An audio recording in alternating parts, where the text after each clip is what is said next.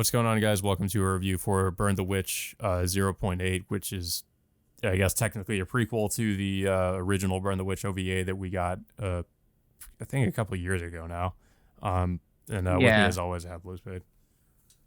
yeah. It was weird that we didn't get much advertisement for this OVA before it was released. I think we did get hints of it, but it just suddenly just popped up on Crunchyroll out of nowhere. Just shortly before New Year's. Yeah, well, I mean, we So knew it we was took a coming look. out. We had like a trailer for it and Yeah, everything. So, um, but yeah, I mean, of course, this unlike the original OVA, which was 3 episodes, this one is just one 28-minute episode. But it kind of makes sense considering I guess what's being covered in this episode. yeah. Unfortunately, there's not much world building in this episode. They It was just, try to it, go more yeah, into things because that was like our main complaint with the original OVA was that there wasn't really you're just dropped right into the middle of it and they don't really explain much about the dragons in Reverse London. And also just the character relationships between Nini and Niha, as well as Balgo. Uh, feel like the character they explain the most here in terms of his relationship with the girls is Balgo, but unfortunately they don't really go too much more into like Nini and Niha's relationship or like how they really kind of know each other or like started working together or anything like that.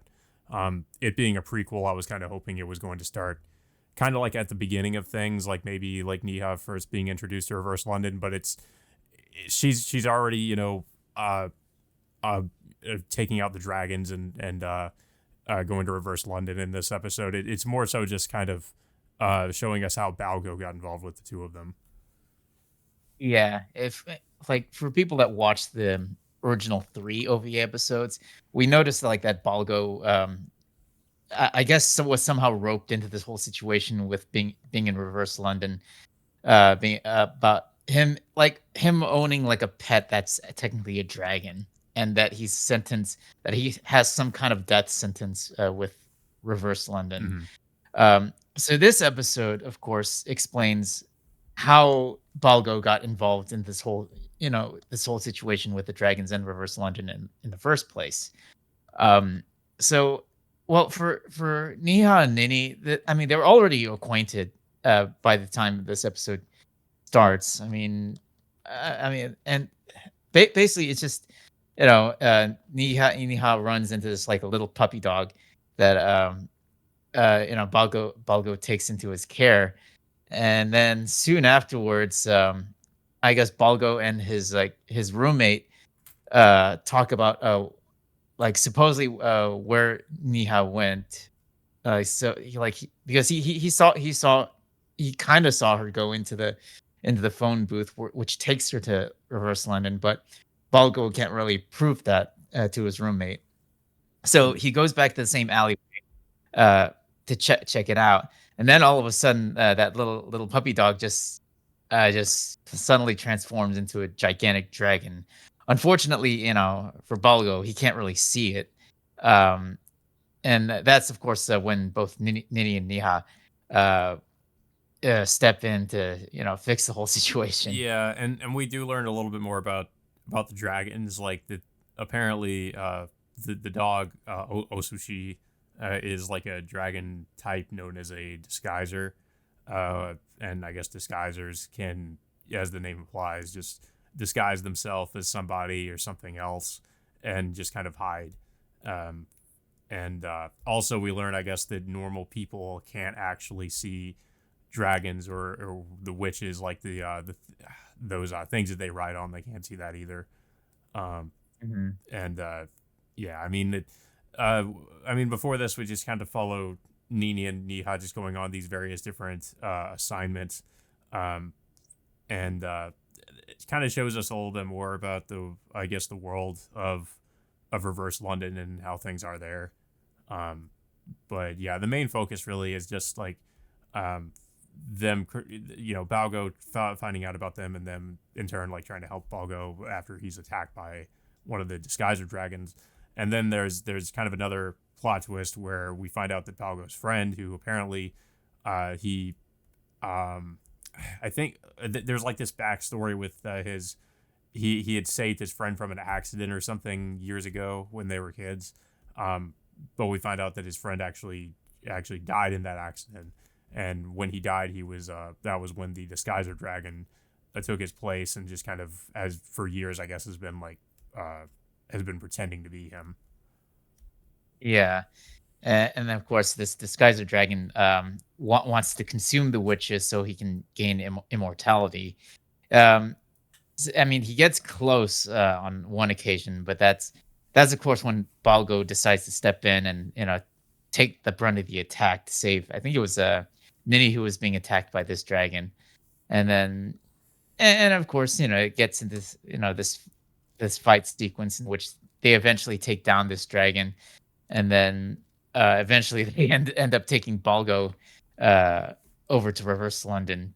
I guess as their as his caretaker Well, of well, we sorts. learned that also something else when they kind of explain in this is that a human that has like direct contact with the dragon uh is would eventually, I guess, it'd be sentenced to be executed.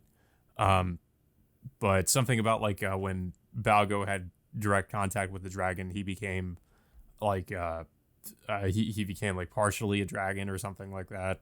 So that rule doesn't necessarily apply to him. So now they have to like kind of, I guess, keep a close watch on him. So that's why they just have him. They're he's like technically, I guess, living with them in reverse London. Yeah, I mean, what? I mean, overall, I mean, what?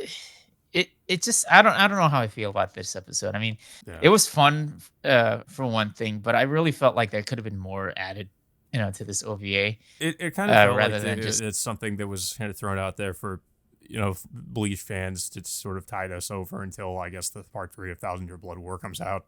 Um, Considering this is yeah. something else that technically takes place within the Bleach universe, um, and that Kubo is, I guess, to some extent also somewhat involved with the Burn the Witch anime.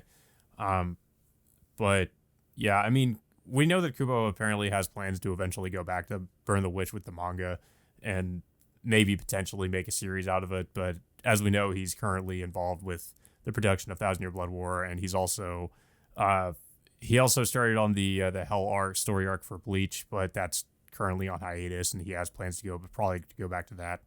Um, so it's kind of up in the air as to what the future of this series is.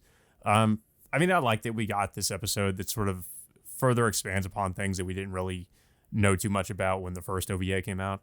Um, but at the same time, I kind of was hoping there would be a little bit more because, like I said, it's just one 28 minute episode, which makes sense, like I said, for the content that's covered in it. But I was just kind of hoping for a little bit more.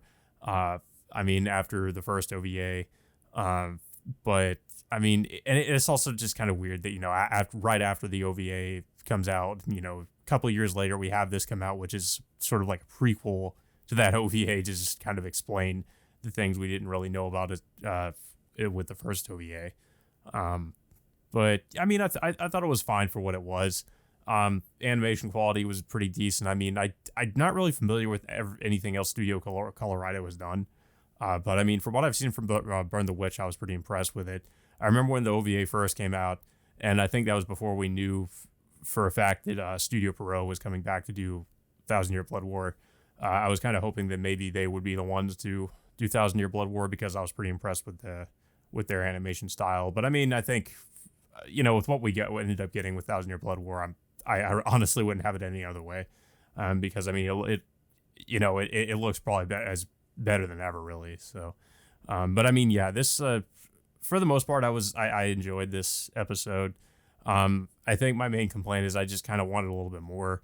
I feel like we've kind of just been drip fed information about the world of Burn the Witch and the characters through both of these OVAs, but we still don't have certain important details about other things. And I think that's probably because Kubo most likely plans to go back to this later and expand on this, but we don't know when that's going to be, unfortunately. I mean, I would.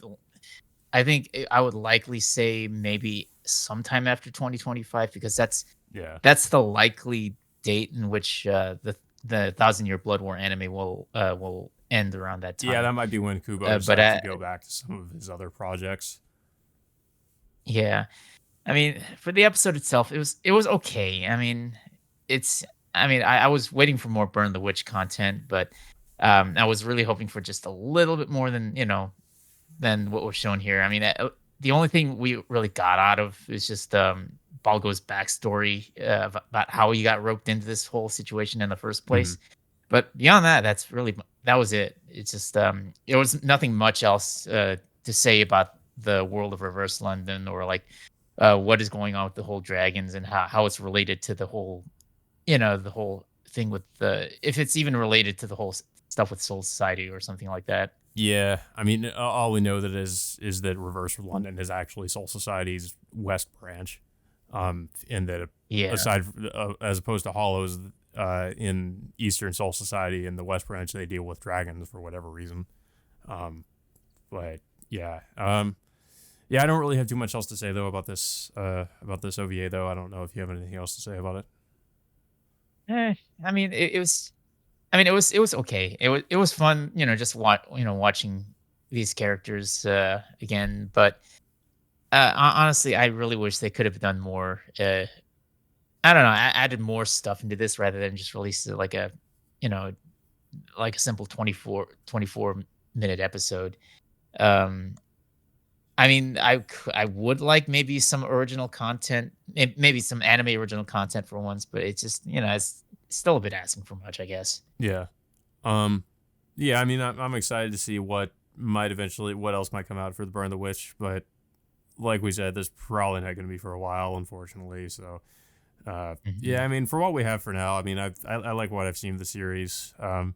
I eventually one day I would like to see it maybe become a actual series for your series, or maybe more OVAs that come out, or however Kubo decides to do it, I guess. But I guess it remains to be seen. But yeah, guys.